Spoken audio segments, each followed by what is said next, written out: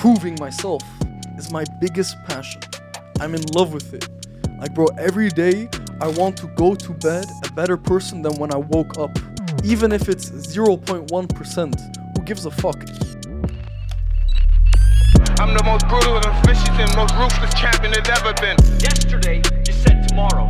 So just do it! You should be a monster, and then you should learn how to control it. It all comes from life lessons, and the lessons are learned through struggle. Hey guys, how's everyone doing? We're doing well. I hope you're doing well as well. And today we're here with the fourth episode of the Success Show.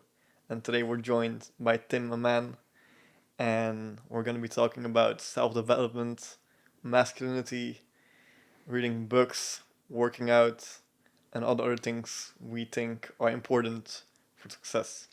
It's gonna be good. It's gonna Let's be go. good. Thank you very much, my friend. I'm honored to be here. Wouldn't you want to ever start a podcast?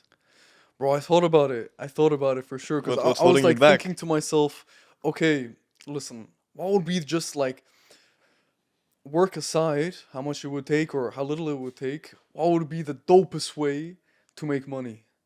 And I was just thinking, man, with my voice, just sitting and talking to people or going out and speaking at events, just with my voice. Imagine that being your career, that'd be fucking amazing. So, have I thought about it? Yes. Have I acted upon it so far? No. Does that mean I will not in the future? No. I like this so far. Yeah, man.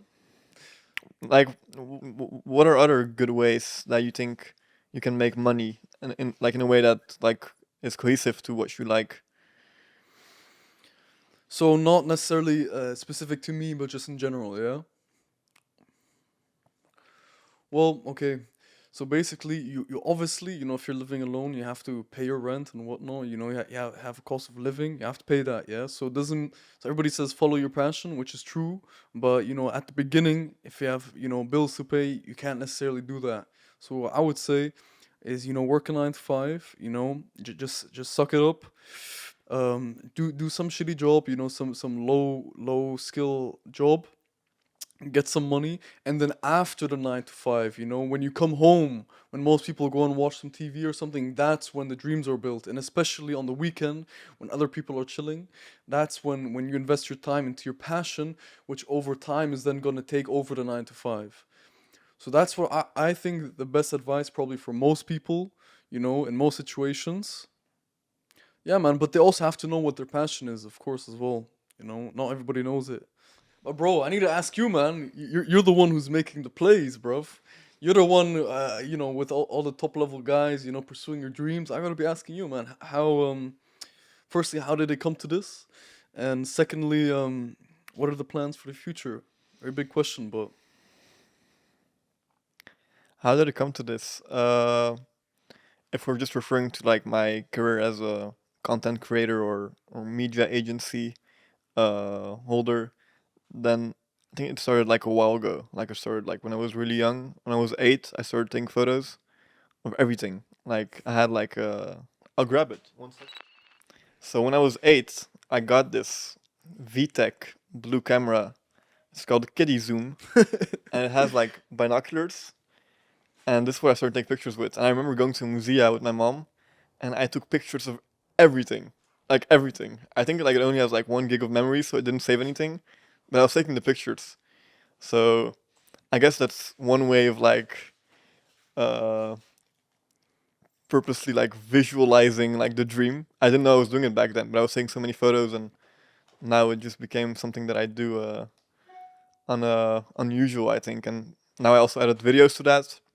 It's also just like looking from a logical perspective. I thought there was uh, more want in the market for videos, and that's also something that's harder to create. I feel like you need a certain vision to do that, and I actually love doing that.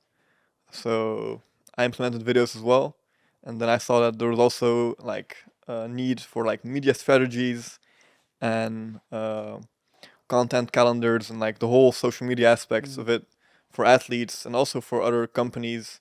They really started paying attention to it. So I kind of like looked at what I like and I analyzed the market, and those two things together is what we're doing now. and we're far, far, far from where we can be. But I'm really happy with how it's going, and I think most importantly, it's making me really happy.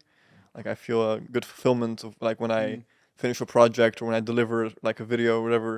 It feels really great. So that's uh, Mm. that's Man, that's the thing. And sick. then for the future, what are we talking? Yeah, I mean now I'm studying architecture, and I'm probably gonna do a master in management in the built environment, which is like real estate. Not sure yet, but that's something that I find interesting. So perhaps combine real estate with social media in one way or another would be cool. Uh, Investment portfolio, crypto. Mm. I'm just naming a few things now. Don't want to go in depth too much yet. Uh, yeah, that man.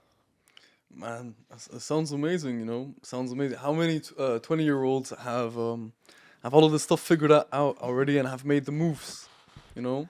The thing So, is, like I would say that I haven't figured out anything yet, but I mm, did start acting on things that I have kind of like that I have an idea for, and I think that accelerated the figuring out process because I was doing so much. I think like you know this quote 100%, like the paralysis by analysis, like the information zombies. Like I know some guys that read like all the books. They read like Robert Greene, Napoleon mm, Hill. They've read everything, but they haven't done much yet. And I think like you should do both. You should be taking in the information, but you should also be like actively doing things. You should like implement what you learn whilst you are doing it, because then you'll have like a crazy exponential growth curve. And if you're just taking information, like just doing that, I think that it works. It's definitely better than doing nothing. But I think by doing both, like you just make it easier for yourself on the long run. I think.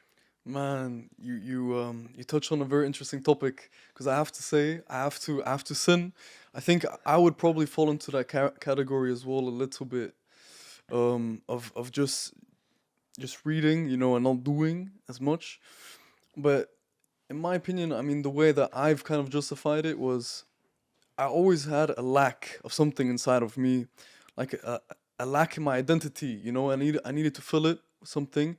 And I mean, now we're going into way deeper things, you know. But I think a lot of people can relate because nowadays, I don't think many people really have like a super strong father figure in their life, you know, or at least um, something that would suffice in order for them to become who they wanted to become, if that makes sense, you know?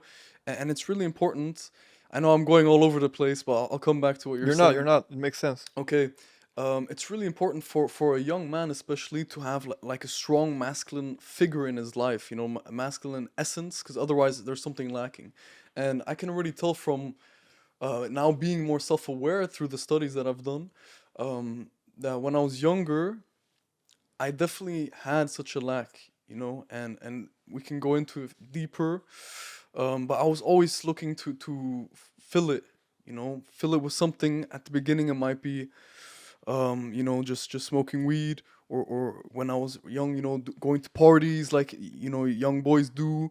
You know, they think that that fulfills them in the weekend, doing some stuff like that, or like I don't know, chasing girls, you know, this kind of stuff, stupid stuff short term gratification kind of things. But as a young boy, you don't know any better, you know. And then gradually, as time went on, you know, I picked up fitness. I hope it's okay, man. I'm just going random as hell here. Yeah. Go, man. Okay, man. Bro, I started training. Honestly, it's a long ass story. Yeah.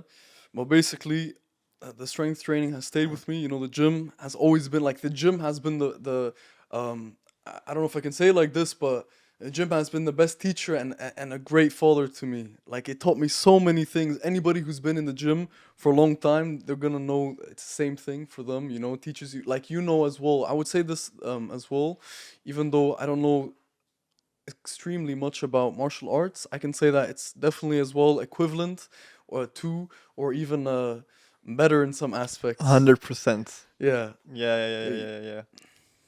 Go ahead, man. Yeah, man. I mean, martial arts is crazy. Like, I've been doing taekwondo since 2006. I was 5 when I started, and or 2008. I'm not sure. Either works. Been doing it for a while, and like, just one thing that I've taken away from that is discipline. Like, I see so many people at uni, at work, everywhere around me that do not have the discipline to, when they start things, to finish it. When they say something, to do it. Like small things. And like our teacher didn't tell us this is discipline, this is how you do it. Like it was literally like you come in, you're 2 minutes late, 100 push-ups. You don't do it, go home, fine. I love it. Yeah, I like love it. there was not many words. Shout out to Taekwondo Lahai. Like there wasn't many words. It was just like, this is what you have to do. You come here to train. You better be on time. Also coming on time, something that's really important.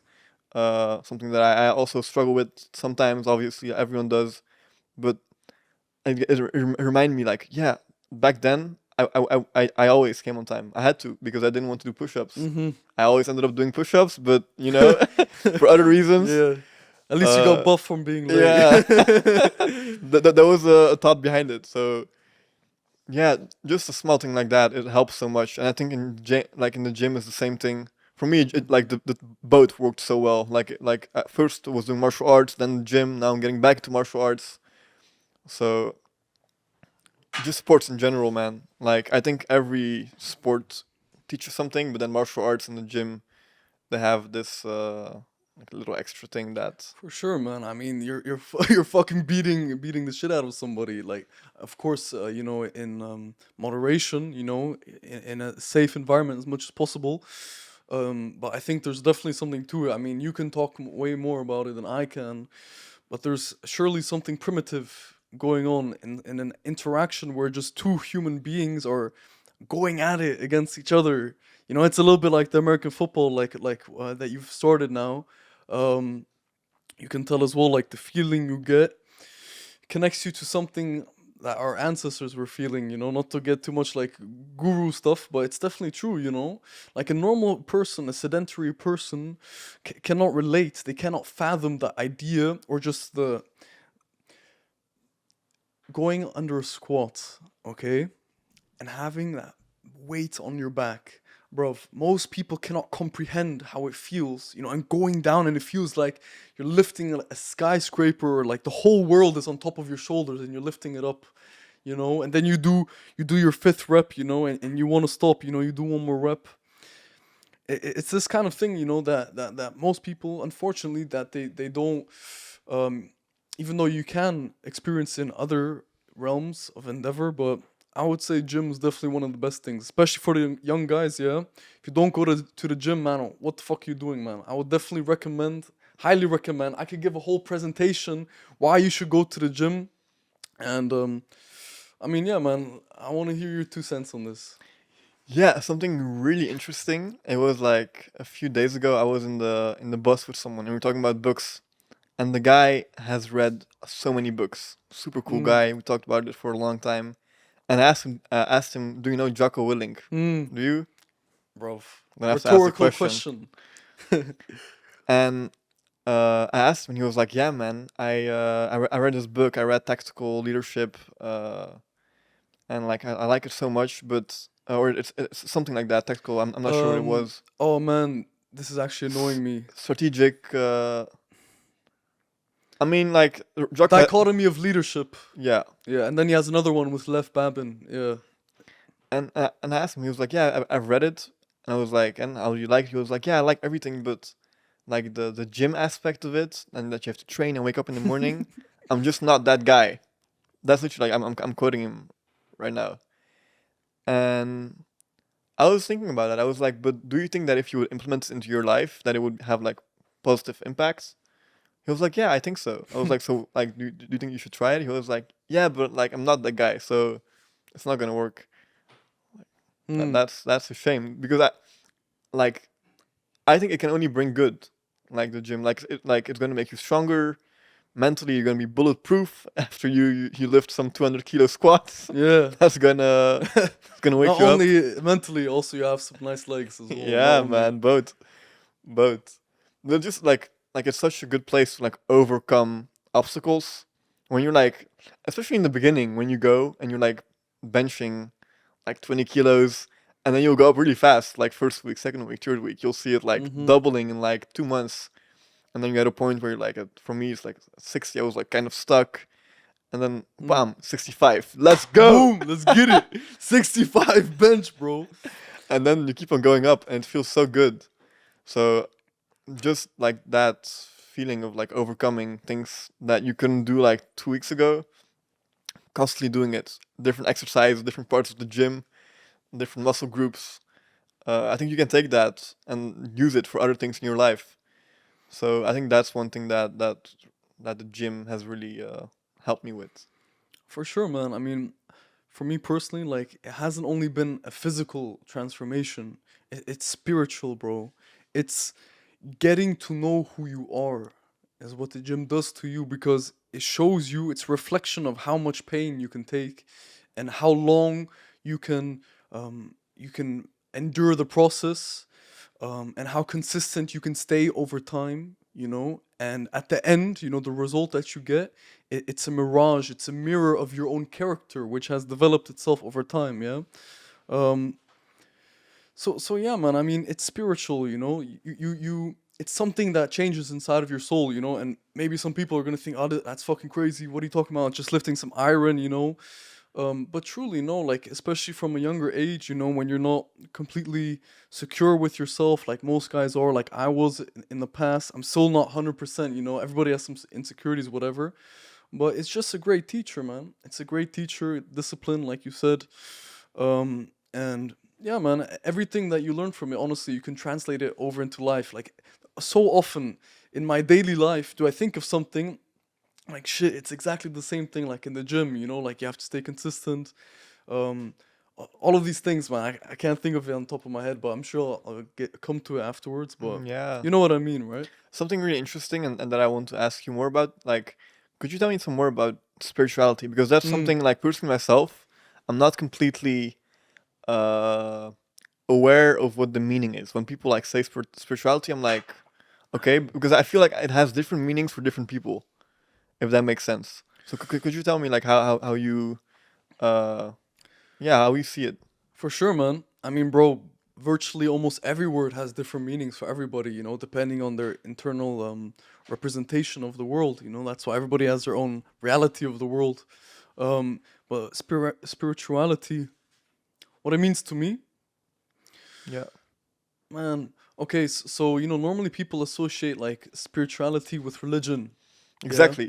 So, just to mention that topic about religion, like just only a couple of years ago or so, I would say I thought religion was stupid. I mean, I wouldn't say stupid, but I thought that these people are just blindly following, you know.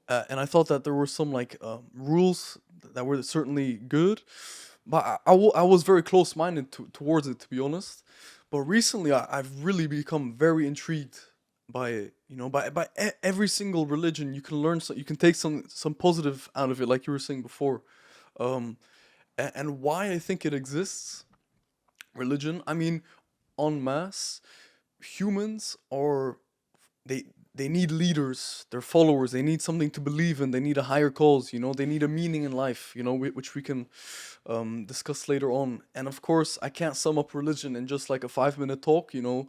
There's a lot of factors going into it. That's 2 podcasts. um yeah, bro, you don't need me. You need to get some smarter people than me to talk here about religion. But just from my understanding, man, I think it can be great, but I don't like about it what it can do to people. As in, like, I follow X and you follow Y, thus I don't like you. You know, of course, the majority of people aren't like this, but this is just the kind of mindset that can happen. You know, when you're in that group mentality, which can be very dangerous. You know, but otherwise, you know, you can be a good person with religion, you can be a good person without religion, you know. It's just up to the person what is best for them. But spirituality for me means, do I believe in a higher being? For sure, 100%.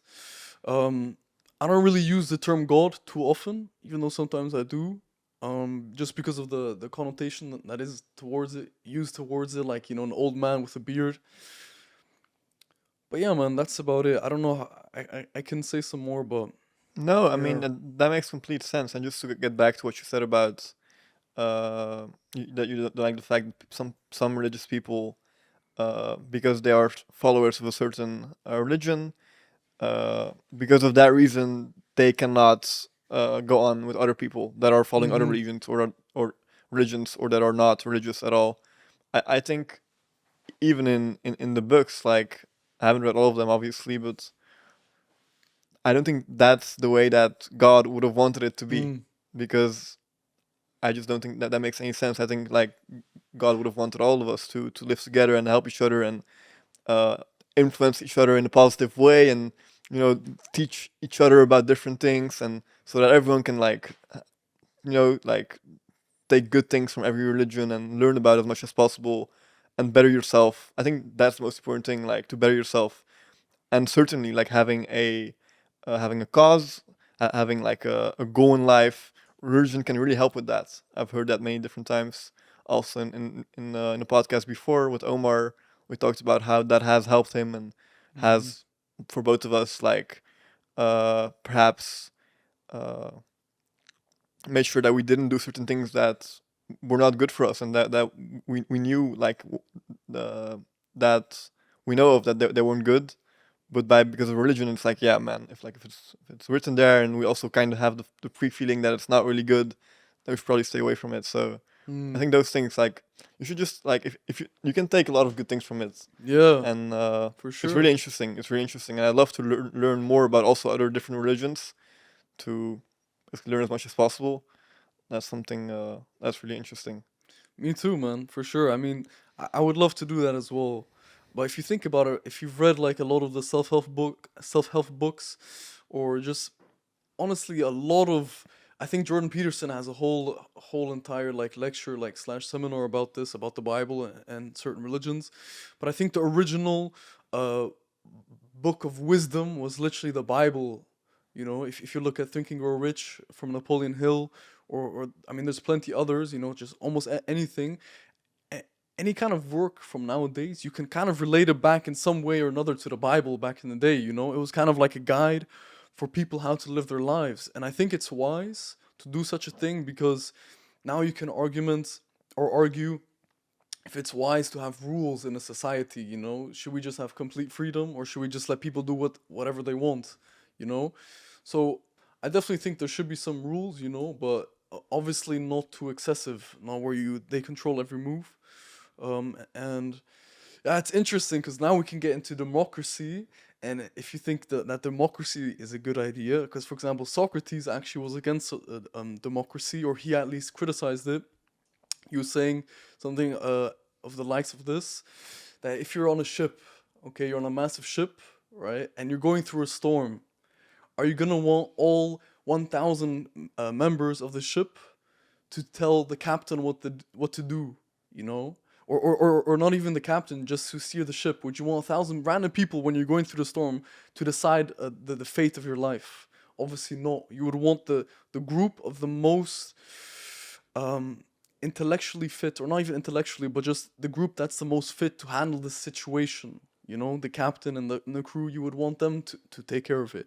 And that was his criticism, at least of democracy, how even people who, let's say, I don't know, just a stupid example, like photography, right? Let's say you're taking pictures, you know, you're editing videos, and then somebody like me who basically knows nothing about it, I come along and I tell you, no, this is wrong. You have to do this. Okay, you can argue because it's a creative endeavor, you know. So of course there's a degree of variability, but you know what I mean, you know.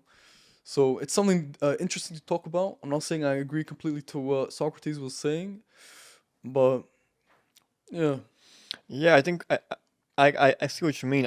But I think like I think both like the theory of Socrates as well as like democracy, they both have flaws. Mm-hmm. I For don't sure. think there's any sort of like way society can work that is like completely flawless. That I don't think that's possible. I do think that democracy, just saying it out loud like this without having thought about it much, would be the most easiest way to make society work. Also, from what we've seen in the past, because it is hard to determine who those leaders are. You have to choose them in That's a true. way, That's true. because like the leaders on, like the captain on the ship, back like he has been chosen by someone, right? Like the people were like, yeah, he has to be the captain. They're like the democracy kind of like, I think we should have both. I think like a little bit of both, like where like now also in Holland, where you have like the second room, Tweede Kamer, like we vote for people, but then they get like they will have to choose for us. So Is it completely like I didn't vote for certain measures that they implemented later on? You see, Mm. so I think we'll never have a complete democracy as well as uh, yeah, the other versions that can work. The dangerous thing here, dangerous concept here is power. Power can make humans do crazy things. I mean, just read a history book. History is littered with stories of humans who abuse power and who were seduced by power in every shape and form. So you have to think about it. A person that tremendously powerful who has the ability literally to create a law, are they creating the law to benefit the people who have to what's it called, not apply to the law, but yeah, who the law applies to, let me rephrase, let me say it like this, okay? The person who makes the law, do they make it for the people, or do they make it to benefit themselves? Because a person who would make it to actually benefit the people and not themselves when they could have done that must be extremely morally virtuous. They must be really strong in their heart. They must be very courageous. And I don't think that I think the world is good for sure. I don't want to give the idea of like any kind of nihilistic message, but I think that strong character has become increasingly rare nowadays. Especially the way our society is structured. So I would then thus argue that what are the chances that in every government, or especially the most powerful people, that they have like extreme, you know, virtuous and strong characters and are selfless and actually care for the people? You can answer that for yourself. So it's something interesting to think about. Yeah, power is really interesting, and the way people handle it, and when they have it, what they actually do with it, Mm. uh, it's difficult because some people have to take the lead, right? Like some people have to make decisions, and we cannot make 16,000 people vote for something. Like some people will be chosen to do the voting, and then we kind of have to hope that they take the right measures, but that doesn't always go according to what the population wants. Yeah, man. I mean, bro, obviously everybody knows this. At the end of the day, you can't make everybody happy. Obviously. So if there's just a minority group, we would argue that it's okay if they don't live the way that they really want to, because the rest of us, the majority, the 95% or whatever of people are striving, they want to live the way that they do. So that's the logic we've had. You can't please everybody. But the problem is, I would argue, at least in my opinion, is that when that minority, especially if it's a tiny minority, decides over the rest. And now this is actually contradictory to what I was saying before with the Socrates thing. So that's why there's pros and cons to everything. But what am I getting to here with what I was just saying? Yeah, with the minority, yeah. At the end of the day, we think that we live in a democracy and we get to vote for people, et cetera, et cetera. And I think it's a great system, it's a great idea. But without getting too far into the conspiracy theory stuff, who really runs the world? Who are the people calling the shots behind the curtains, behind the scenes? You know what I mean? And myself, I'm always just telling people to be wary of what they let into their minds. Okay, I have this thing, I call it the in and out concept. Okay. And it's basically just like the cause and effect, like in French, like action reaction. Um, whatever you let come inside of your mind, will in some way or another manifest itself, um, coming out, if that makes sense. So what does that mean? You read a book on psychology, bam, already you're a little bit smarter in psychology. Okay, you read a book in this, blah blah blah, you're a little bit smarter here. You do something and it comes back as well. So everything in life is constant transaction. So think about this. What were your ins coming inside of you? Not that way. Coming inside of you for the last 2 weeks. Just think about it on average. And I'm not perfect either, but if you think about it, man, like what was the input into your brain? Because your mind is extremely powerful, not only, but your mind is as well very precious. Just like time is one of our most valuable assets. So is your mind. And you have to. This is one of my favorite quotes from Jim Rohn. Tony Robbins' mentor. Stand guard at the doors of your mind, at the gates of your mind. Don't just let anything infiltrate your mind. Don't just scroll um, nonsensely, or whatever the word senselessly, just scrolling for hours on social media. If I go onto a bus, yeah, and again, it's not to shit on people, but this is just what I've been seeing with my own eyes, is that so many people go on a bus, yeah, and they're just sitting like this, like the whole time they have their earphones in, and I think there's definitely some benefits to it. But where did the ability to interact with other people go? Where did like our ability to look at the surroundings go? But that's not even what I'm talking about. What I'm talking about mostly here is controlling what you want to put into your mind. It's really important, because at the end of the day, some people think that fate decides what their life will be like. Other people think that they're in full control. The truth of the matter is, I don't know. It's a mixture of both, yeah? But what I do know is that you certainly can influence what you think. That's the only thing you can control. It's like what the Stoics say. Do not focus on that which you cannot control, focus on that which you can control. And the only thing in the entire world which you can truly control at any given time is what you think. So imagine letting the only thing you can control, letting it become a slave to external forces, external factors that may not even have your best interests at heart. Imagine how crazy it would be, and you're not even aware of it. Yeah, man. Yeah, everything's spot on, I think. Especially the last part, I can really relate to that.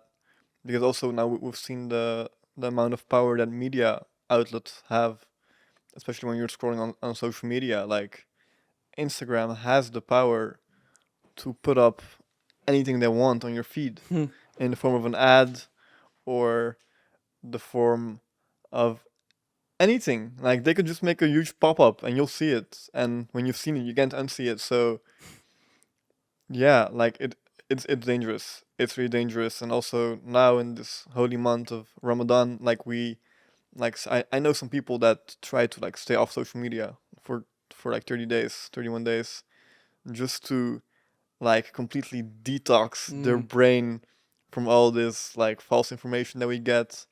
And not per se false information, just like things that are not beneficial to us, like dancing people on TikTok or Oh my god. or anything like for that matter. And it's like a constant learning process, of course. Like I like to create videos, but in the back of my mind, like I make them, but I hope that some people like see it and they're like, yeah, I'm gonna work out as well, and I'm gonna do something as well. I think like it's hard. Like we talked about this before quite briefly on the phone. Like social media has pros and cons. I think it has more cons than Yeah, pros. agreed. But I think completely like putting it aside makes you really vulnerable in the sense, especially if you want to like reach the masses. Mm-hmm. Like everyone's on there, Mm. and we should try to be like creators instead of consumers. So Yeah. one good way would be to like just turn off your feed on Instagram. I don't know if there's a way to do that. I know there's a way on YouTube to do that. So like I just have my Oh, feed really? is completely white. Like What? yeah, it's like Damn. it's like a extension, like a plugin, and basically yeah you have no recommendations. You can just search up things like for work whatever, but you don't get the like, oh, Sideman uploaded a new video, I'm gonna watch Mm. crossbar challenge. Like the temptation gets eliminated. And especially now in this month, like we try to eliminate as much as possible and really focus on ourselves, on our spirituality, on our religion, on things that actually matter to us. So I think that's really important. And other than that, also like trying to not consume, like other than the holy month, trying to like create more than you consume. I think Mm. that's also like that can help, because then you're reaping all the benefits without getting any of the like damage that those mass media channels can cause. Uh, yeah. Mm. Yeah, bro. I mean, I haven't been on Instagram for a while now, I know, and I know. and I did 1 month no technology at all. I did it in November. Yeah, man, I have to say, it's actually like 3.5 weeks. I never truly. This is because I just experimented with myself, and I recommend anybody can try. Go for. I mean, it's kind of your job, so it's gonna be difficult. But I'm just saying, I truly never felt as intelligent as I did in those few weeks. I was just reading. Imagine this, you have nothing. You don't have a phone next to you. You don't have a computer. You're just sitting there and you're like, like, what do I do now with my life? Literally. And you're like, okay, I have some books here. What can I do? I can go on a walk. I can go to the gym. I can eat something. Like, that's about it. I can talk to some people, my family, whatever. That's about it. There's no bullshit. There's no nonsense. There's no distraction. So what happened was, because your brain only has a certain amount of information, of data, that it can take in every day, right? And so what we're doing, and this has never happened in the history of the world, of mankind, so far, for us to have so much stimuli in our brains, during the day, just the whole time. And it's not even the internet alone. Even if you turn it off and you go outside in the city, all of the stuff, all the advertisements or whatever. And I truly think that it clouds your mind's ability to think. And I also truly believe that it definitely, in a sense, makes you dumber, 100%. Because I was sitting there, and I had only had positive ends, truly positive ends, and that affected the way I thought. And I was thinking to myself, imagine 100 years ago, or 200 years ago, or 1,000 years ago, there was literally only guys, like the philosophers or the people who invented things. Of course, they were so intelligent in their writings because they didn't have any distractions. They had nothing to do. They would just write for fun. They enjoyed it, and they spoke to people. They just had a room of people who just spoke to each other, and they exchanged ideas, and then they wrote stuff. You know what I mean? And nowadays we're just distracted. So I highly recommend, just like with any problem, that solution always begins with self-awareness. You can't solve a problem you don't know you have. So just think to yourself, like, how many hours a day am I spending on it? And is it mostly negative? Is it mostly positive for me? Especially the younger generation with the TikTok bullshit. I mean, there's a small percentile on there that's good for you, but come on, bruv. Like, bruv, I don't even have to get into it. Like, that's gone. But yeah, YouTube. I watch a lot of YouTube.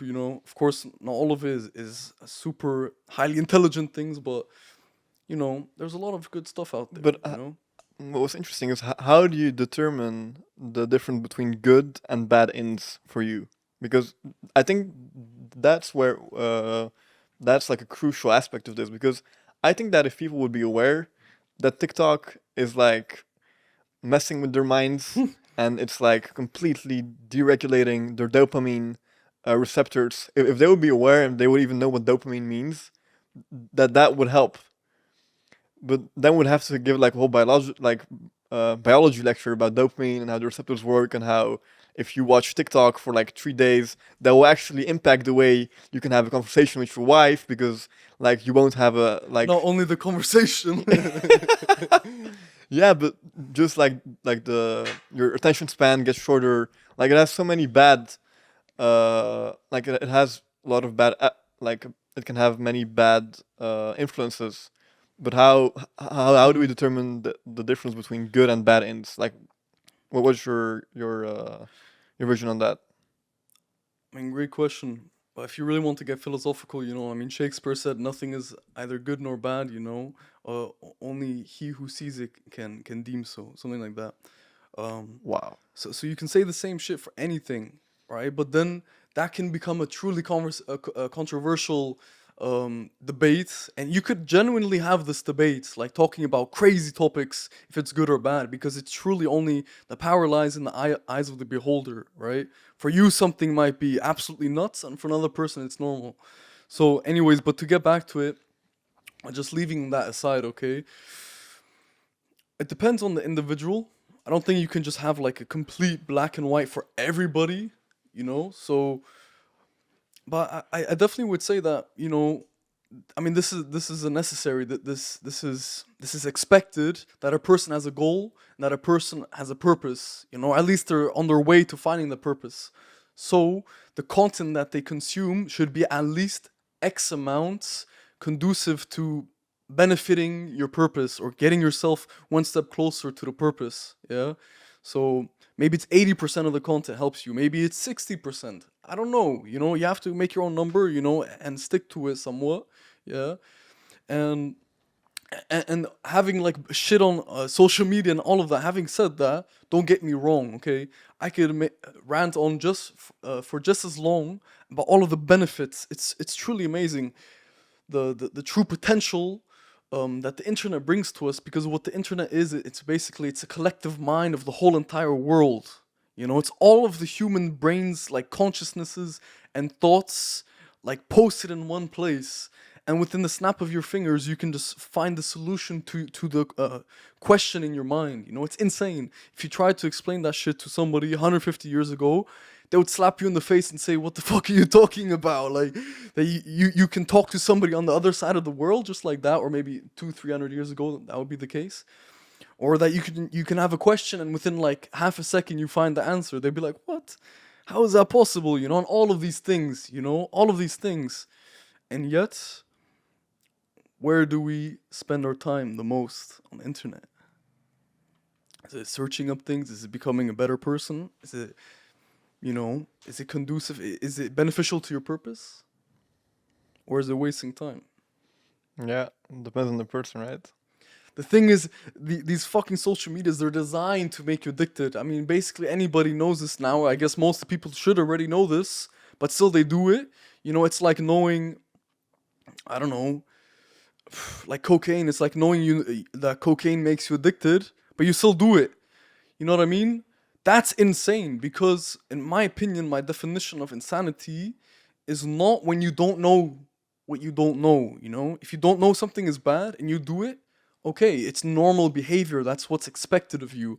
But if you know that something is poisonous, if you know something is bad for you, toxic for you, and you still do it, isn't that the definition of insanity?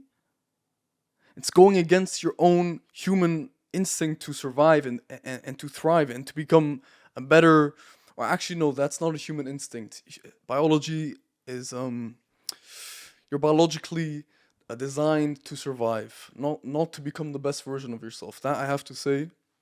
But anyways, to get back to this thing of the social media, yeah, man. I mean, it's insane, bro. They're like the slot machines in Las Vegas. You know, the same effect with the dopamine that you mentioned. It messes you up. There's documentaries about it on there. You can watch it.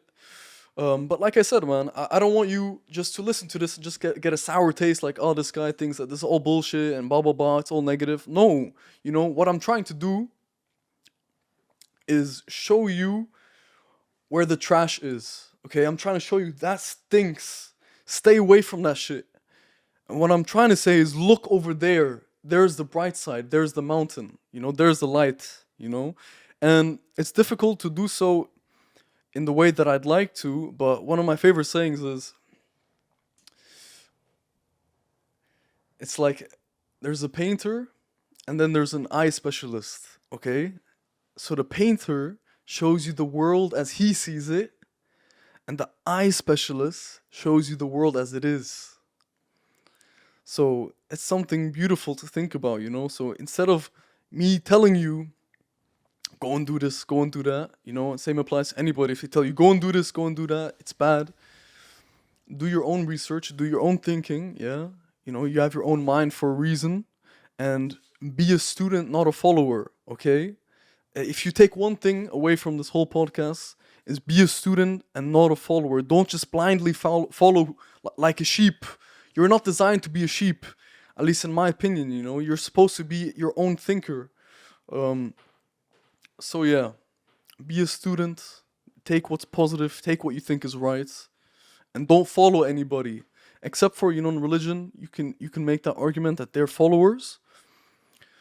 But in my opinion, you must be the student above all. Even the master, the greatest master will admit that he's a student, like you said before as well. So Yeah. And you mentioned the difference between trash and bright side.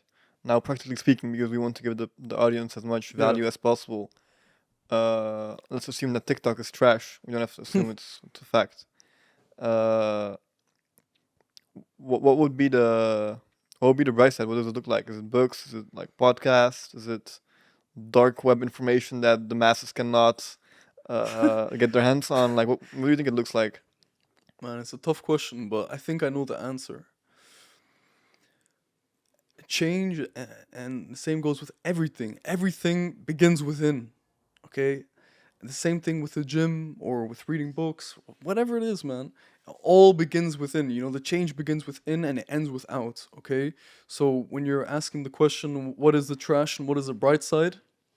The bright side is anything that relates to your inner core, your inner being, your inner purpose, something that you feel in your balls, like something when you wake up in the morning, it's like, god damn, man, like I want to live, you know, I want to go out and conquer, I want to do this, I want to do that, you know. Or it might be for some people there it's just calmness, you know, whatever it may be, you know. But for young guys, you know, especially, they have this urge to do something, they have this urge. Why do you think thousands of years ago, you know, men would get on ships, would take their axes and their swords, and they would they would fucking adventure into the unknowingness, not knowing if they're gonna survive, or just going out into randomness with like a half-ass car or a map or whatever, you know, just to go out and find a land and to take and conquer and kill other men. Why? Because it's in our DNA, you know, we have to expand, you know, it's one of our needs, especially as men, you know, so we need that. And when you're wasting it on things that are not applicable to that inner purpose, you're wasting your life and you're wasting your time. But even back then, right? They were not all warriors. You also had the guys that were not. They were picking the berries. They were not on the ship. So That's fine. yeah, that's fine. And but I think we both do think that they should have been on the ship. Yeah, bro, let's get on the ship, man. Where's it at, bro? It's outside. They no, I think just like the villagers that stayed in the village and didn't go on the ship to conquer the land. It would have been good if they were there. They could have been like at the back of the pack. They should find a way to, like, for them to be somewhat uh comfortable being there, though discomfort is important. But putting yourself in those, like, uncomfortable situations is so important, because, like, that's where you will grow. Like, all the men that went on the ship and went to the other side of the world and that had to, like, face, like, crazy waves going on the ship and water getting on the ship, fast thinking solutions, how do we survive? Those are the moments that you truly expand, like, your knowledge about certain things, because you have to think on the moment. And when you're chilling in your hut, not doing anything meaningful, I don't think you can really grow in that way. Hmm. So it comes down to taking risks. People should take, I think, more risks, especially when they're young. And just practically speaking, before you have children, before you're married, before you have something uh, that you're kind of bound to, in a way, but bound in a good way, I hope, for most people that are married and have children. And even then, you should still be uh, like, experiencing new things, learning new things, and not just, like, do whatever feels comfortable to you. For sure, man. I mean, bro, like Tony Robbins says, progress equals happiness. And I honestly, I don't know if I've heard like a truer statement in my life, you know, because there's like a universal law to everything. If something is not growing, it's dying, okay? So even when you're stagnating, ask a business. You think a business wants to make the same amount of money they did last month or last year? No, if they're stagnating, they're slowly on the decline, okay? For numerous reasons, just for the opportunity costs alone, you know? So you always have to be expanding yourself, you know? That's what we have to do, and improving yourself and whatever it may be. And there's like this thing, you can Google it. It's called one of my best friends told me this. It's the circle of happiness.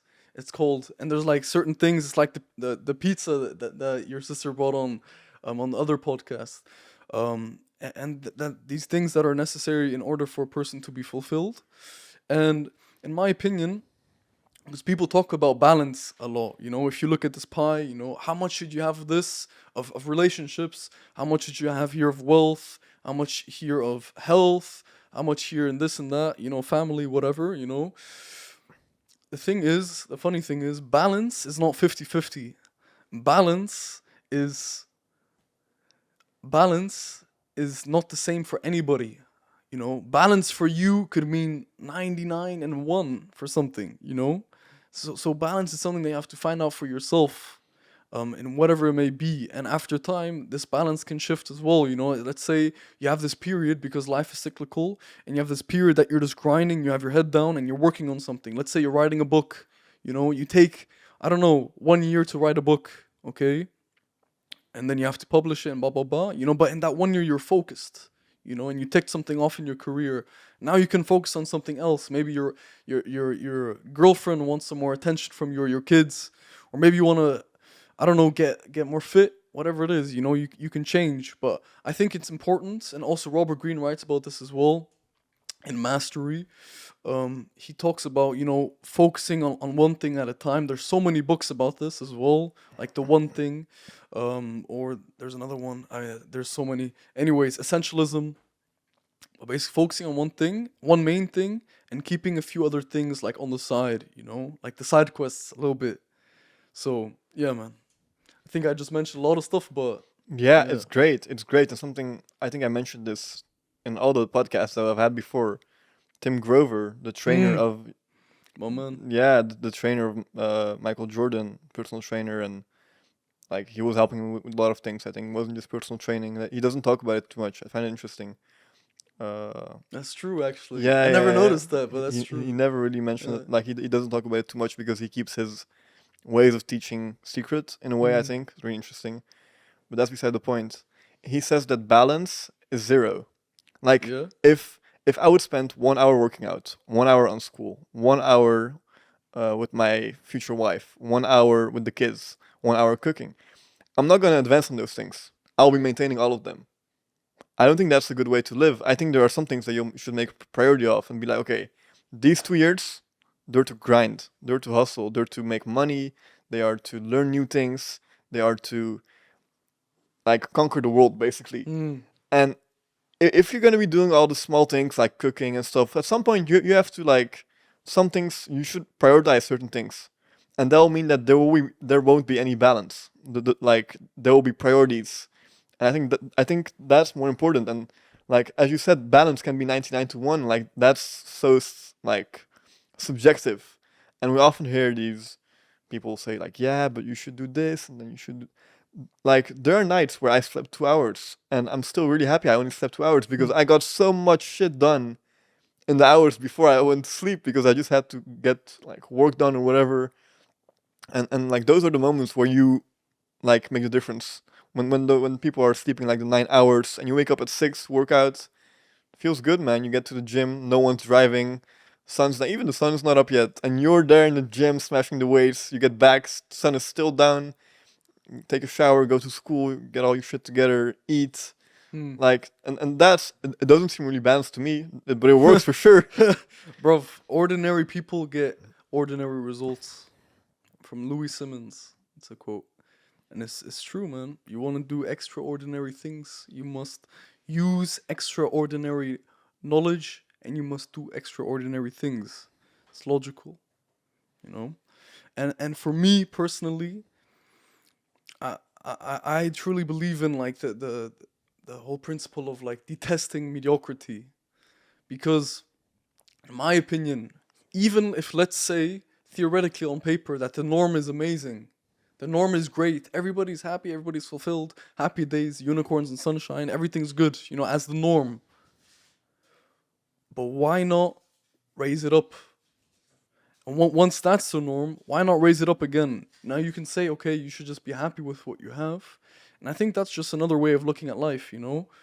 But then with that mindset, you could just literally be homeless on the street, or you could have minimally nothing, and you can make the argument just be happy with what you have. So I think the key is to be happy with what you have, but to be hungry for more. Because only by being hungry for more, have we been able to grow as a society, and have we been able to be where we are today? You know, we have these mics, we have this table, the chair you're sitting on, it's all man-made, you know, because there's a drive to conquer, you know. And I truly just want to share this message for the young guys, especially, that they must use this drive to conquer. They can't waste it, because they have time, they have the energy, and they just have to figure out the vision and then work on it. It's super important, man, because somebody in the book Man's Search for Meaning from Viktor Frankl, Holocaust survivor who survived 4 concentration camps. Insane book. I would recommend it to every single person listening to this. Okay, fantastic book. One of the key takeaways that I took away from it was he was explaining the word finis in Latin. You know, which you understand in French like fini. You know, which means finish or the end or the goal. Okay, and he said that man needs to have a finis in life. He needs to have the end visible to him. He needs to have a goal that he's working towards, because the people in the concentration camps, the ones that died earliest, were almost always the ones who had given up hope. It wasn't actually physical weakness, even though there were, of course, illnesses and everything, torture, whatever going on.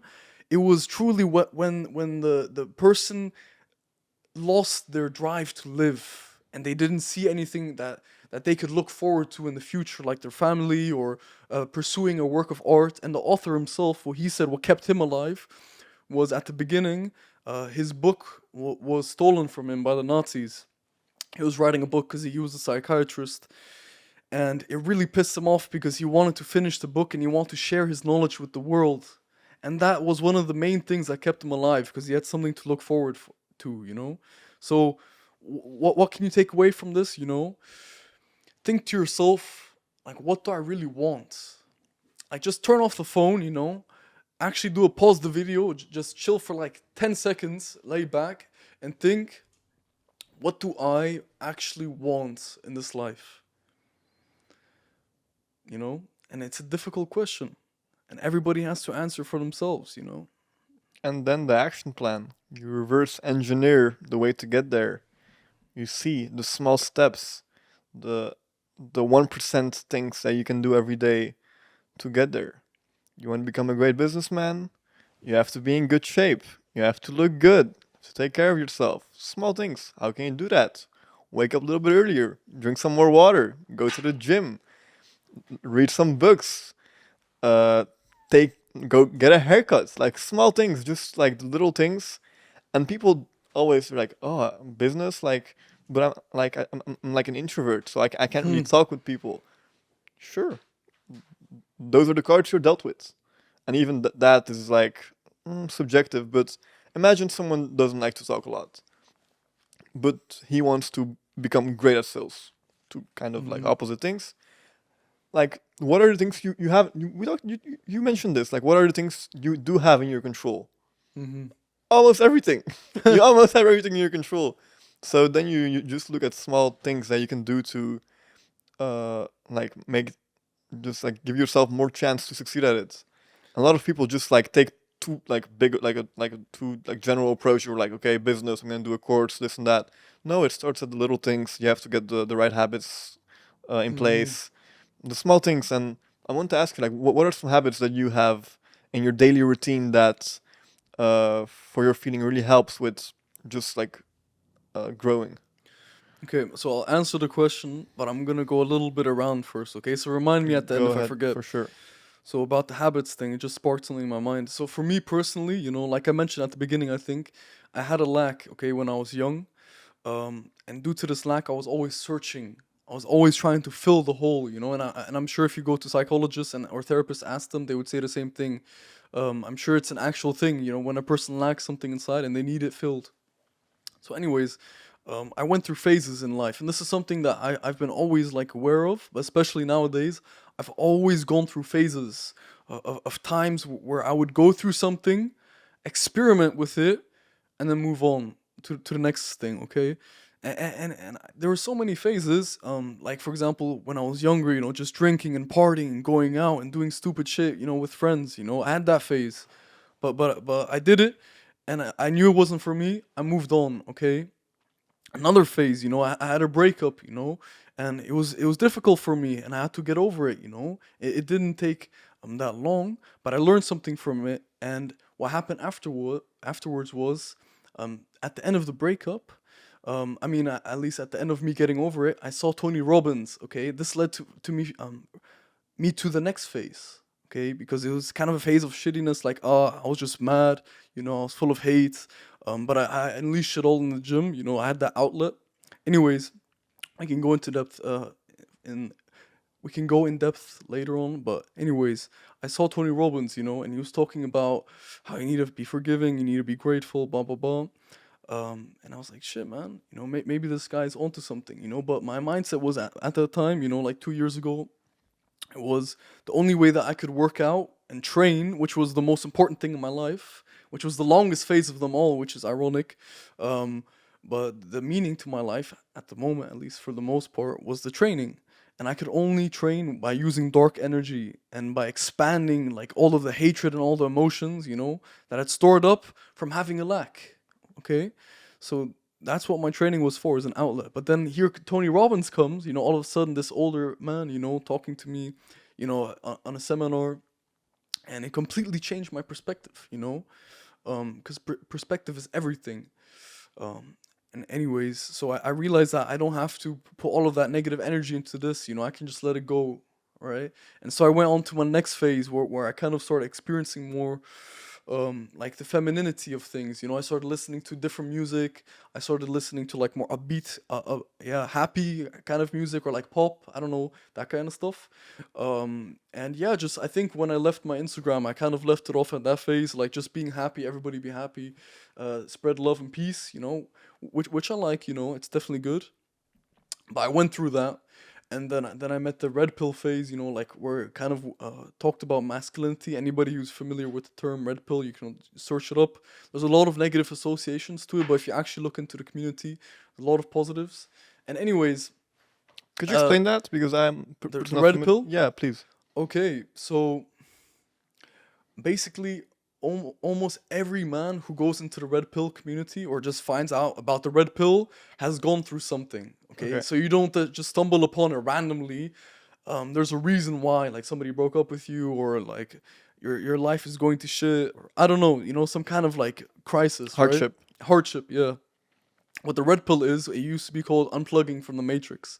But the Matrix, the movie, like where Neo comes and he gives you the choice. You can either take the blue pill, and you will go back to sleep, and everything will be forgotten, and you will not know the truth, and you'll live in ignorance, but you'll have a happy life, but you won't know the truth. That's the blue pill. Or you can take the red pill, and the red pill is that you now from now on see the whole world as it is. You see the truth, and you're not protected from any harm that the world can do to you. But you see the truth. You accept it. You accept the reality as it is. So the red pill kind of talks about like the truth of what a man has to go through, and like all of this feminism stuff going on in the world, but like so little people are talking about like what is at best interest for the men, because there's also a crisis for the men. There's I don't know what the statistics are exactly. I think it's over 93% or 83%, one or the other, I'm not sure, of the suicides are men, something like this. Um, Over 90% of the work-related deaths are men. So many things, and of course it's for both sides, but that's a discussion for another day. Yeah. Anyways, my point was I started looking into it. What does it mean to be a man? Because it's a question that every man, if they've not asked themselves, they've kind of felt it inside of them. I would suppose, at least, because what does it mean to be a man? And you ask somebody and they give you a different answer than the guy next to them, and the guy next to them. Everybody has a different answer. So that's something that I needed to find out, to figure out. And masculinity, what it means. And what I wanted to be. How much of that did I want to adopt? this whole thing was like just a whole character building experience for myself, and I think almost everybody, especially young people, have to do this. Otherwise, they will live the rest of their lives Has to do what exactly? have to build their character, have to consciously and deliberately build their character. Because if they just go through life without any clear purpose or direction of what they're doing, they just go through it, with like the horse blinds on. They're going to be suboptimal to what they could be potential wise. All right, so we have to work on your character. But anyways, to come back to what you were saying with the habits, yeah. I've been through all the phases. I mean, not all the phases, of course, there's always more, but I had times, for example, where I was like really just strictly following Jocko Willink and David Goggins, and I was like waking up at 3:30 or 4:30 or 5 in the morning, and I had them like as alarm clocks, and I would do 100 push-ups every day, and cold showers every day. So there's plenty of things, and I experimented for myself, and I figured out what worked best for myself. So I recommend everybody does the same, yeah. But some things that I would recommend, habits, yeah, for sure, reading. Okay, for sure. There are some people that say, yeah, doing is better than reading. Okay, it's very possible, yeah, but doesn't mean that one can't help the other, yeah. So definitely reading. What else is there? Cold showers, bro. You gotta take the cold showers, as much as possible. Bro, the ice plunge, you know that one? The ice plunge, I've never been able to do it really properly. I Oh haven't man, had one, that's insane. After a sauna, but I want to do it though. I want to do it. yeah, feels I mean, crazy. bro, after my training every day, like now, because I'm at a new gym, bro, it's so crazy, man. I train for like 1.5 hours or so, like full body. Then I go and take a nice cold shower. Or I mean, I stretch first, then I go and take a cold shower, hop in the sauna for 15 to 20 minutes, like for the most. And I go back in the cold shower, and afterwards, bro, you feel like you're just reborn. Or you feel like you could die, and it's just like peace. It's utter peace. Like just going through that, and it's the pure definition, and I felt it today. It's the pure definition of like skipping the instant gratification, And I'm not perfect. I eat some bullshit sometimes. I don't know, do sin, I do some stupid stuff sometimes, of course, But where does like your life on average tend towards or balance towards? Is it more sinful or is it more good? And for me, going to the gym, it's like at the beginning you don't feel like it. Of course you've had this so many times. Most of the time you're like, fuck, man, I'm tired. I don't want to go, But you go and do it. You persist. That's a discipline that you build up over time. And yeah, man, and you reap the rewards later, not instantly, but later, always. And I think something that would be cool now because we can hear Tim talk about so many things now. Yeah, I'm kind of rambling, bro. No, you're not at all. I was gonna make a point now. I think now for the people that are watching on YouTube, let's edit in a video of his transformation because this guy is not just talking; he has actually been through it. So really, like his words, like really take it in and like look at what he's done. And like the body transformation was not just gym; it was all the things combined, I suppose. So like, do something with your life. Basically, that's what I'm trying to say. And here's the little motivation video.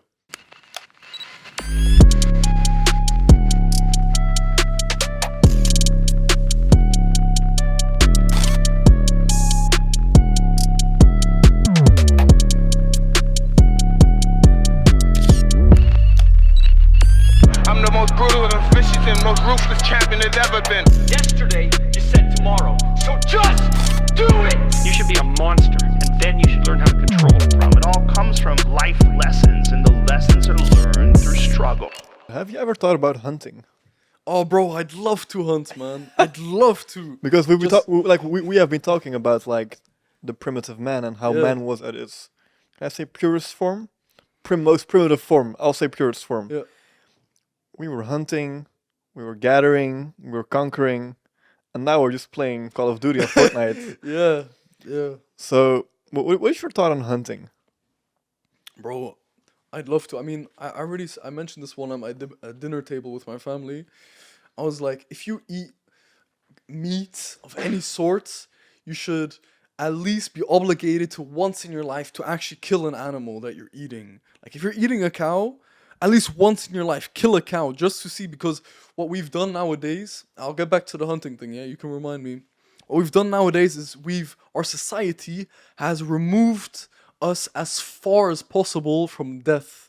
I read this in Robert Greene's book as well, and Daily Laws that you mentioned before, and other books as well. But anyways, bro, you don't see people dying on the streets, yeah, like in poorer countries or how it used to be, in hospitals, they keep it to a minimum. When somebody dies, they cover their face, they put them in other rooms.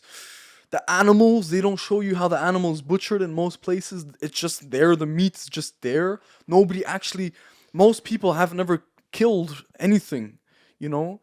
And I'm not saying you have to fucking kill as a person, of course not, Under the right circumstances, under self-defense or something, okay, maybe you can argue, of course.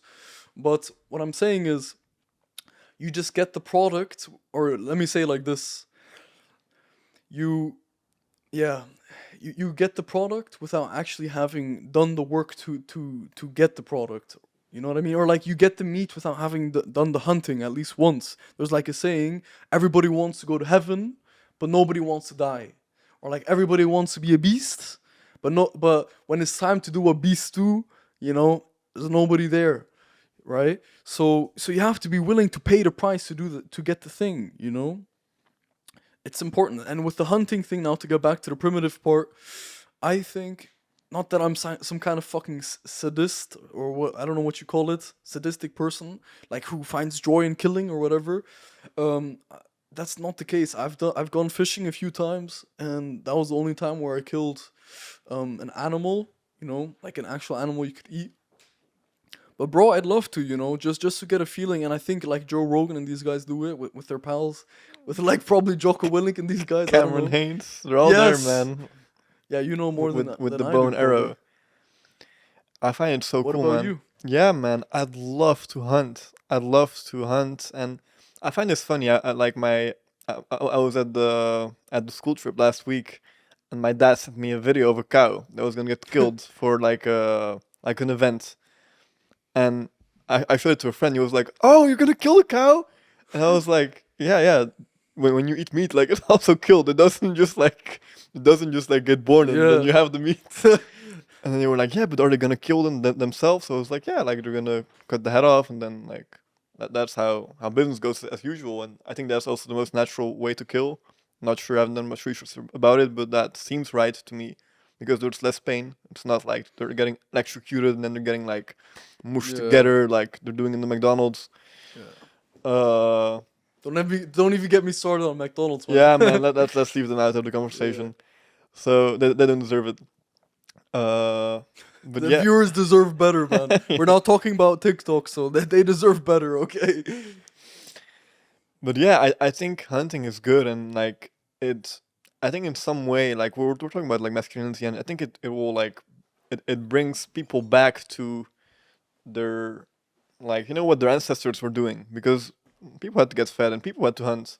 I think by doing that, like I think it can only be good for you, and I can see how some people would be completely like terrified by it, and I understand that. But if you eat meat, then you don't have the right to do that. I feel like, because then like you're consuming without actually doing it. But in today's society, I think it's hard to say that because like we are paying for it. So like that's the trade you're making. And like like it has changed. Like before you had to kill to get it, now you can pay to get it. So that's a way that has changed. But I think just hunting once would be cool, and let's hunt together, man. Bro, I'm down, man. I'm down. Be a vlog. I mean, but we'll have to be knowing what we're doing, not fucking just take some kind of gun, rifle, and walk into the forest. You need to know what you're doing. Watch some tutorials. That's something that Just tutorial. Okay, I mean, sure. Yeah. I mean, it's interesting. Yeah. It's certainly interesting. But bro, shoot me another question if you have another question. Yeah, we can like think about. what do you think are some other things and guys, let's just get this sorted. We are talking about men because we're men, like, and we have more knowledge about that. We'll have many more female guests on that. I'll talk about like things that we advise for females and stuff. I don't have much knowledge about that. That's why we're not talking about that much. It's not because we have any weird like thoughts about it. It's just because we have more knowledge about what would work for men. And if any girls can take advice from this, please do. So yeah, I just want to get that out of the way. And I was gonna ask, what are some other things that you think young men should do to basically just improve themselves? We talked about reading, talked about working out, talked about cold showers. Are there any other things you think that people could practice on a daily basis or on a regular basis to improve themselves? Well, again, there's not just one thing. It's like you do this one thing, you're gonna be fucking billionaire.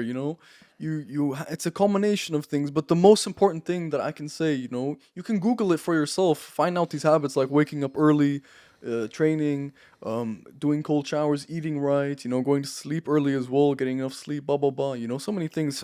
Surrounding yourself with the right people. Okay, watching the right things online on the internet, not watching garbage all the time. Actually watching educational things and people that are independent and aren't and are speaking for your best interests, and they don't have anything to sell you. Blah blah blah. All these things you can do to make yourself a better person. Yeah, but it all comes down to you as a character.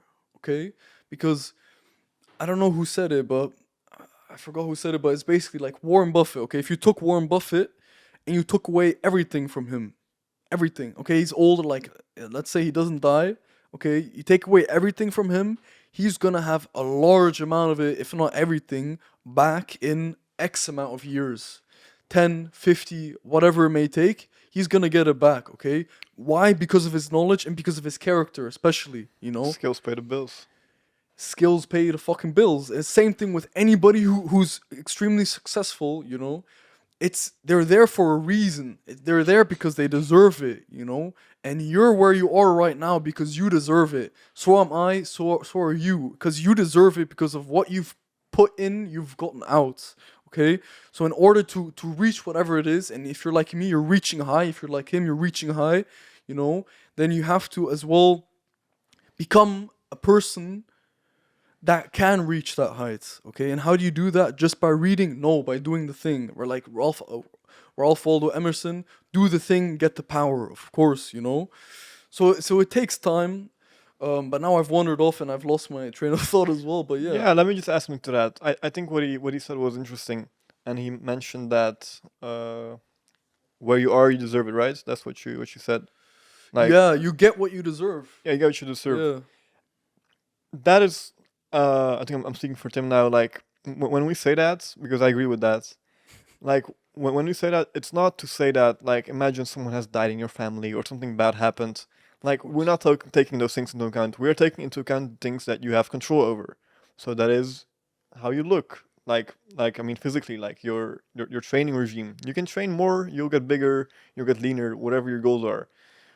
Your brain. You can train your brain. You can read. You can go to school. You can go to uni. There are different ways to develop your brain, and like there are more things that you have control over, and those are things we are talking about when we say you have to do the things to get there, and if you don't, then you deserve not like getting the rewards, right? Of course, man.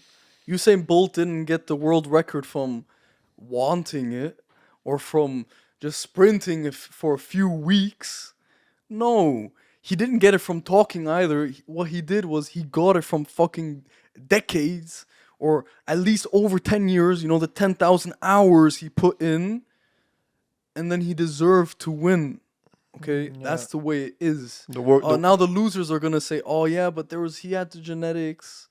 Oh yeah, but he was born in the right time." Blah blah blah. All of this, I don't have the time in the day. I don't have this or that. I don't have the resources. Man, bro, like shut up with the excuses. It's like Tony Robbins. What he says is, it's not about the resources you have. It's about being resourceful.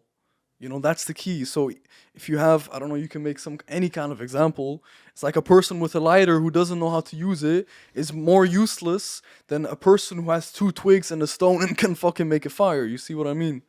All right? So, bro, everybody in life has different cards they're dealt. At least for you who's listening to this, because that means you have, what's it called, a connection to internet. Okay? That means you're probably living in the Western Hemisphere. If you're listening to these words right now, and it means that you're not born in Yemen or something where you're like given the shittiest cards. And I've been to Yemen before the war. So you're lucky, because you have certain amount of cards given. And everybody has different cards given in life, okay? And how you end up, how you die, is based upon how you dealt those cards, you know? At least in your own control. There's other factors, Yeah, sure. important to note, I Yeah. think so. Yeah, man. So bro, in my opinion, yeah, I just love, if you had to ask me what's my biggest passion, okay? Of course it's training, of course there's other things like I love journaling, blah blah blah. But bro, my biggest passion, even though some people will think, how is that a passion? What is he on about? Especially older generations, whatever. Is truly it's improving myself is my biggest passion. I'm in love with it. Like bro, every day I want to go to bed a better person than when I woke up.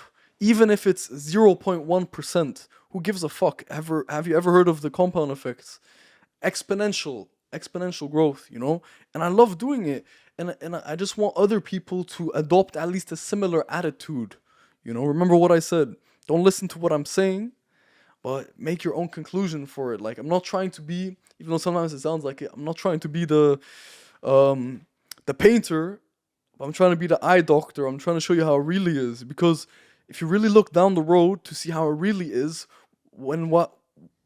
concerning what happens when you don't become the best version of you, that's a miserable life. And like you mentioned before, with the inverse thing, I just heard this recently from also a great YouTuber, Alex Hermosi, great guy for business guys, just search him up. He was saying, imagine you, Younes, okay? Like the absolute worst possible fucking life for you. Okay? The worst possible life.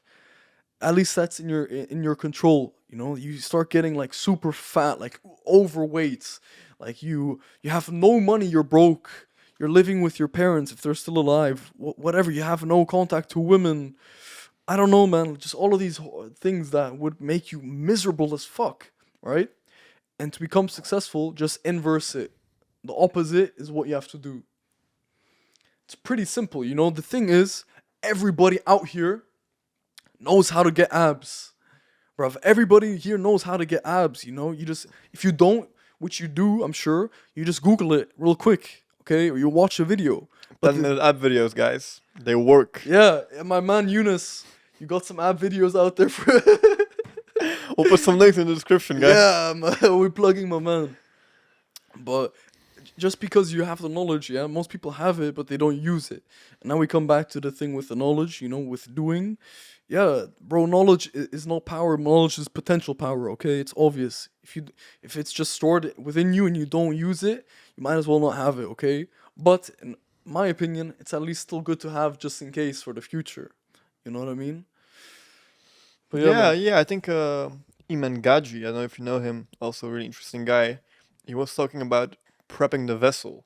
Mm. And I think what he meant with that, and obviously I don't know because I haven't talked to him, it'd be nice to have him on the podcast one day, is that, like, there are certain stages in your life where it's just development. You will not be making a lot of money, you won't be getting the girls, whatever you find important at that moment in time, but you'll be preparing.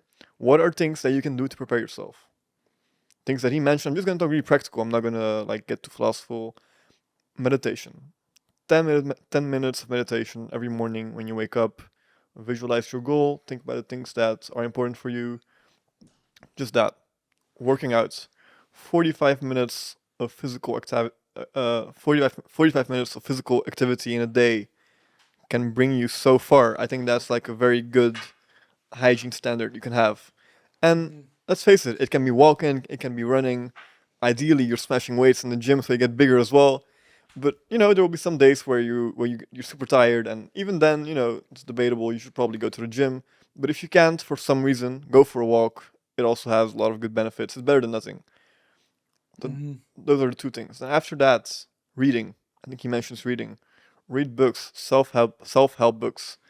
Ideally, it's not fiction. Yeah, for sure. I can understand that fiction helps just to rewind. It's definitely better than watching like TikTok or like a Netflix series. So if it's just for rewinding, then yeah, you can read fiction. I think that's a good idea. And for self-help books, like they really help. Like and Yeah. give the people some names, some people that have helped you, because if I Oh. understand correctly, the time that you spoke to Tony Robbins was the fire, was the little like It was the it was the spark. spark that created the fire. Yeah. Yeah, like let's give the people some practical advice. What were Some books or yes, some people on everything, YouTube. everything that really like Oh, bro. played a Okay. key element in your Okay. pursuit of My favorite ones. Yeah. yeah. I'll start off with books. Okay, it's no in no specific. Actually, it's a Yeah. little bit of an order, but just what comes to my mind. Okay, Think and Grow Rich, Napoleon Hill, Rich Dad Poor Dad, Robert Kiyosaki, 48 Laws of Power, Robert Greene. What else is there? There's so many. Anything actually Robert Greene related is really good. The Way of Men, Jack Donovan, Rational Male. If you want to get women and you're young, most of these guys don't know this information. It's really crazy stuff. Psychology of both men and women, like intersexual dynamics. Rational Male by Rollo Tomasi. Um, uh, there was one. One of my favorites is Hard Times Create Strong Men.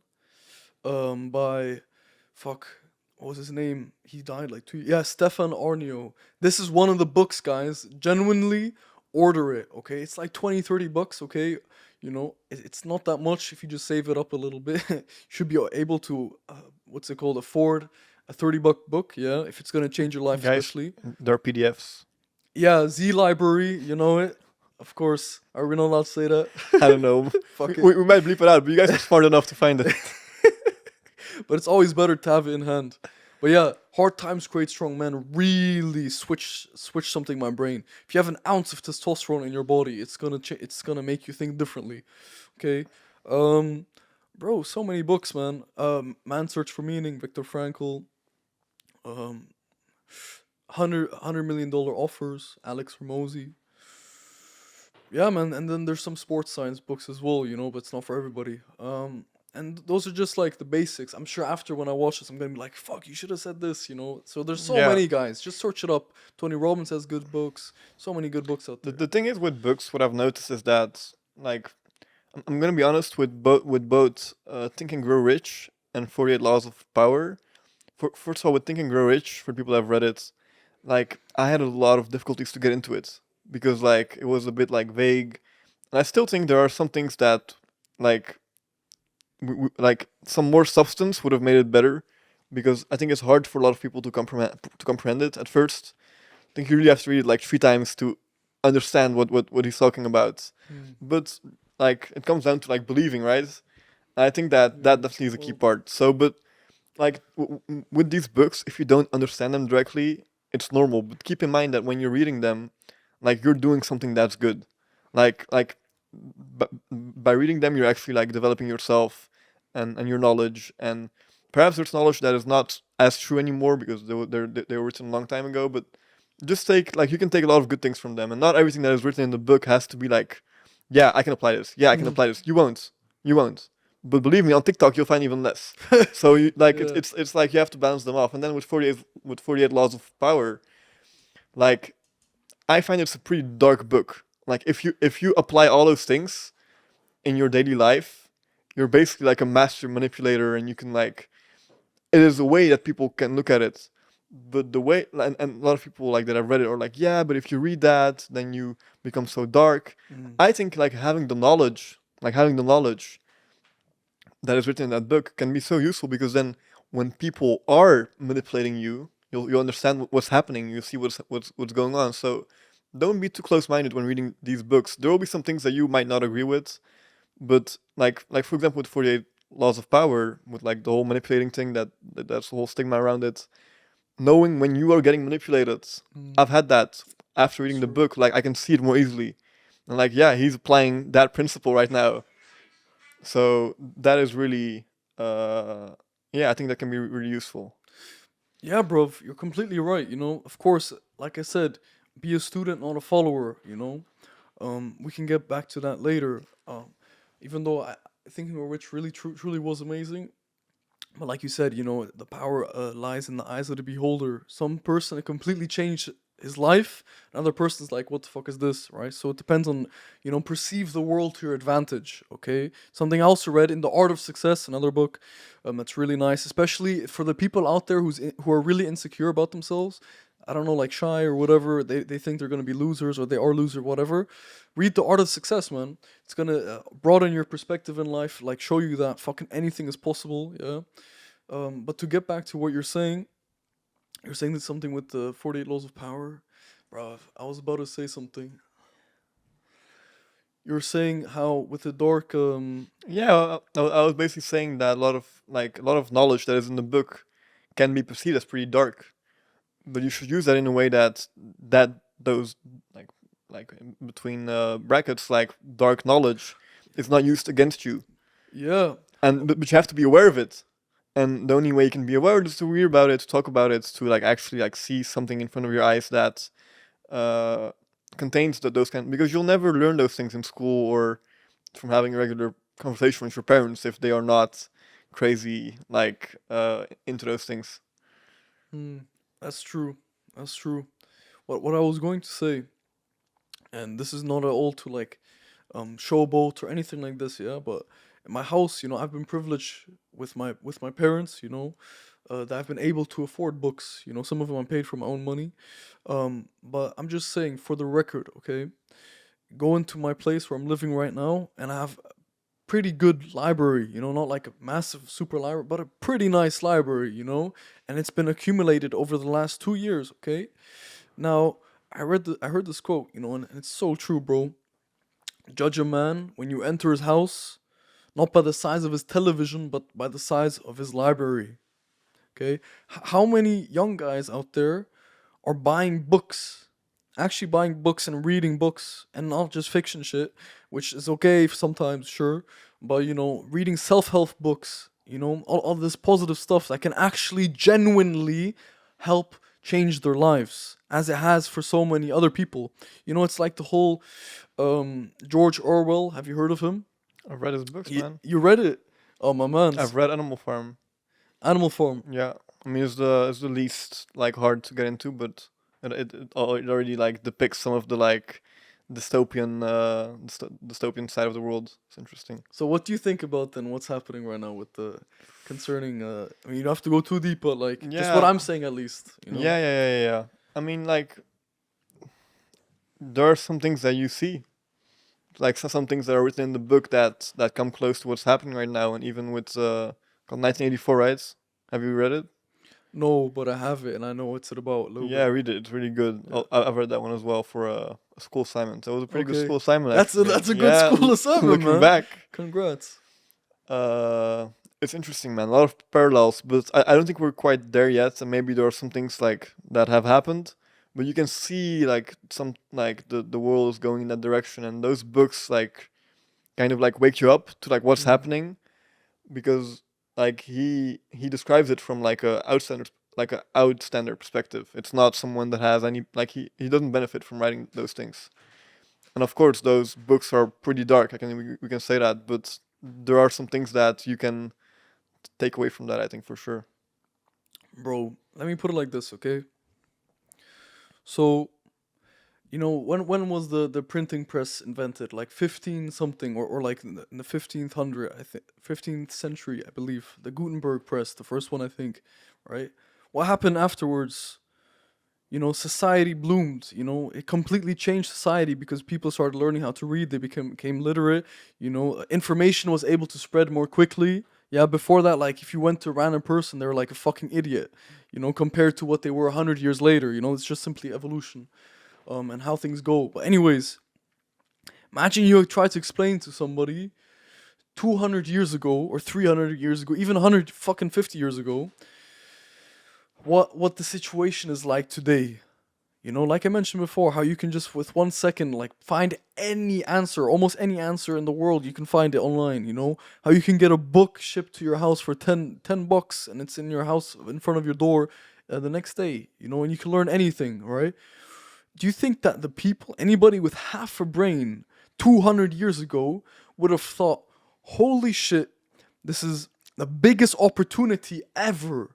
I can literally master so much. I have access to minds everywhere. I can watch a video, see a doctor speaking here. I can watch another one, have a professor speaking here, read an article here, blah blah blah. You know, so many things, right? Literally, the globe's brain all in one, in the internet, right? And all these books, massive opportunity. What happens? Barely anybody is capitalizing, which is okay for those who are, because there's less competition. The road is less congested. There's less traffic on that road. But for me personally, I'd rather have the whole world improve than just one person or just a single few. Yeah. Yeah, definitely, man. I mean, there's been studies done like that attractive people earn more money or something like this or get paid more. I don't know, I forgot what it was, or like Yeah. they're treated differently.